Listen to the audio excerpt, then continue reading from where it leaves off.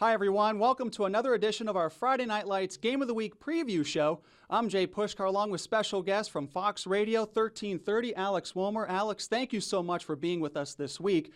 And before we talk about Rambler football, because that will be the highlight as they will take on Bellefonte, you're a proud alum of Oil City High School, and your Oilers are still in the postseason. What are your thoughts about the way they've played this year? I'm glad you took it that way because I didn't want to hijack your entire interview being so proud. But you said it. I mean, proud Oil City alum. For such a small-town community, it really means a lot. If you think about it, this year, their third district championship, and they won 2 consecutively. So prior to that, it was a 20 years wait. So it's a really special thing. You know, everybody goes down, they take their kiddos down to a bonfire downtown, and I love that small town stuff. So, and then they get their first ever state playoff win. I can't complain. Go Oilers. And the way they've done it, 9-7 and 9-7. They know how to play good defense and get timely scoring. Old school stuff. Dan York is a hit down there. So I know a lot of people locally respect the way that he does business, and he's getting it done. So he's a celebrity in Oil City, no doubt. And Alex, you do play-by-play work for the Cathedral Prep Ramblers football seasons. And what's the difference been like last year to this year? This team, it almost seems like a carbon copy, but not quite, because there are some different pieces to the puzzle this year. Oddly enough, they win another state championship. They come into this season, and it felt like, I don't know about you, Jay, I felt like the expectations weren't quite as high. And so maybe it's because of changeover in personnel. But whatever the case, it does kind of mimic last season in that the build-up right now, they look really good. Defensively, they're stout. They're getting it done multiple ways. They can throw the ball if they need to. For the most part, it's been the running game and keeping it simple and just letting that defense lock it down. So credit to the Erie teams. They kind of gave them a run defensively. But other than that, I think that Cathedral Prep, it comes with being there and having done that. And so Mike Mishler, he's pulling all the right strings right now. And like last year, they made a quarterback change late in the season. They did it this year with Tamar Sample coming in. And were you surprised about the move and the fact that they really haven't missed a beat either? To a point, yeah. We saw Tamar Sample mainly last year in, I guess, what fantasy football players might call garbage time when the game was already over. So it's really hard to make assumptions based on that. I know the people that watched him as the quarterback of their JV team a season ago may not be as surprised as I am. But we saw him pop up on the defensive side of the ball first, and I wonder if that served to kind of build confidence in him so that he could go back to that offensive side and really take some hits in running the ball, because that's his strength. He's kind of a one-cut running back, if you will, in that when he sees that hole, he decides to go through it. He's got very long strides and an impressive runner for that reason. So he could split defenders. He can run over you if he needs to, and he's a tall kid, big kid. So, yeah, he's an impressive runner.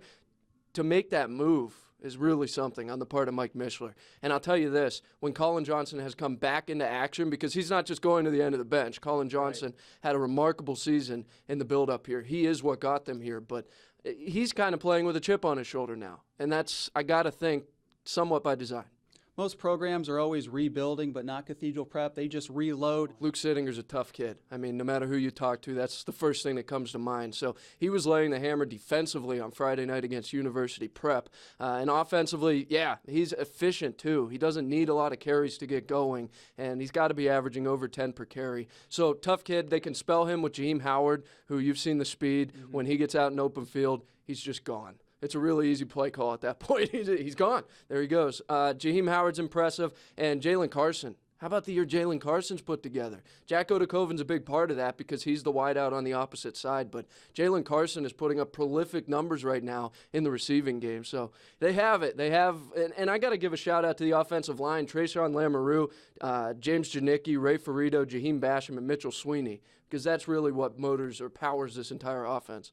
On the other side of the ball, this defense has been locked down, lights out, and why are they playing so well at such a high level? I'm going to credit Mike Mishler again. Obviously, these kids have the high IQ, they have the experience necessary, but Mike Mishler is shuffling right now on the defensive line, and I think that he's got Dorian Crosby playing a little bit tougher. Jaden Smith has come in at nose tackle, and with that, he's able to flex Mike Lupo and Kareem Carson, arguably two of the more intelligent defensive players, to the outside at the defensive end position if he needs to, and then they lock it down on the back end as well with their members of the secondary. But maybe the most impressive of all the unit, and you don't get your job done as a linebacker without that defensive line push, is these linebackers. Jaheim Williams, Viglione has been great of late, Mike Oblique, and the list goes on from there. Kalen Blossey's been good. I mean, you said it. They have a lot. They come in waves. They have a lot of depth. Your gut opinion, how does this team look in the first couple goings of the postseason, the District 10 title game against Fort LaBeouf, and then the sub-regional? Do you get the sense that they're really hitting their stride? I do. It's kind of hard to tell because I do believe this will be the first round of the playoffs that they get really tested. And that's not a discredit to Jeff Nichols and the fine job he does with the Fort LaBeouf Bison. That's not a discredit to University Prep. Mm-hmm. They don't seem to have as many athletes in the Pittsburgh City League. So, if you think about it, Bellefonte is coming off of their district championship game. They've got some great athletes for Bellefonte. C.J. Funk ran for 187 yards and a touchdown last week. He broke the school record this season in terms of rushing. Their quarterback runs around as well. Ethan Rossman ran for 110 and 2 touchdowns against Clearfield. How about this? 361 yards as a team in the game last week, and they play stifling defense. So my gut feeling is this team's really good. The experience and the depth will serve them well in the playoffs, but this is the week that I think they'll be tested. I think they're going to win the game, though, Jay. And Alex, you and Jim Arnella have done a great job all season long and in years past as well, working together, doing play-by-play and color commentating. What's your fondest memory so far working together? Unfortunately for Mars, he's seen my road rage side a little bit because I drive us to the games. But no, I can't think of one in particular, but sometimes we have the most fun in down games. When Cathedral Prep is up big late, we spoke Latin on a broadcast this year at one point. He's a former teacher, so he's always good for a story. But just generally speaking, to be around someone that knows football front and back the way Jim Arnella does, when he breaks down plays, it sounds like a coach breaking down a play in a film study because he's a former coach and a legendary one at that. So the best thing is just sitting there listening to someone who truly knows football. I know all the buzzwords, first and 10, complete, incomplete. Just let him fill the gaps. Absolutely. So I just get out of the way and watch him go to work. I called him a genius once this year, and he didn't like that, though, so I'll stop short. I would have thought he'd be flattered by that comment. Nope. Not at all? He didn't like that. He didn't like that. Well, Alex Wilmer, thank you so much for the time. We really appreciate it this week as we preview the Cathedral Prep Ramblers as they get ready to face Bellefonte. Have a great broadcast. I know the listeners will be tuning in. Thank you, Jay. Appreciate it. And as far as our case is concerned, we'll see you again on Friday night for Friday Night Lights beginning at 11:15.